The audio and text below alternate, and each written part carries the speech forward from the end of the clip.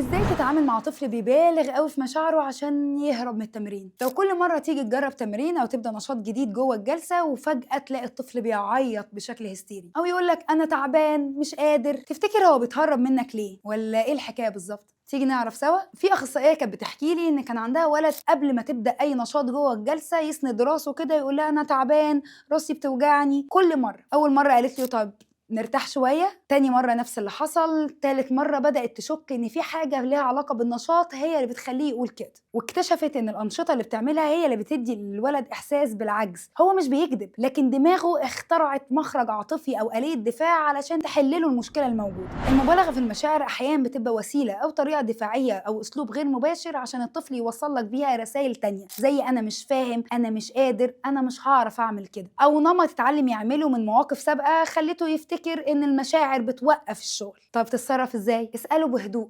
حاسس بايه بالظبط؟ فين التعب؟ لاحظ بدقه المشاعر دي بتحصل مع تمرين معين ولا عموما لما بيعمل اي نشاط. لو الشك زاد، الخطوه الاولى ان انت بتراجع البعد الطبي، وارد جدا يكون الطفل فعلا عنده مشكله. ورقم 2، ابدا بص على الانشطه بتاعتك، جزأها، خفف التمرين، سهلها شويه، علمه يعبر بالكلمات مش بالدراما. قول لي محتاج مني ايه بالظبط. انت كاخصائي مطلوب منك بدل ما تنهار تحافظ على التعاطف، وفي نفس الوقت تخليك حازم وتنفذ نشاطك زي ما هو مكتوب، وما تقعش في فخ ان كل مره المشاعر توقف سير النشاط. لو حصل معاك قبل كده والطفل اثناء الجلسه غرق في مشاعر مبالغ فيها، قول لي ايه اللي حصل واتصرفت ازاي ساعتها. ولو عايز تكون اخصائي متمكن لحضور اقوى، عملنا لك كورس اساسيات تعديل السلوك، وهتلاقي اللينك تحت في الكومنتات.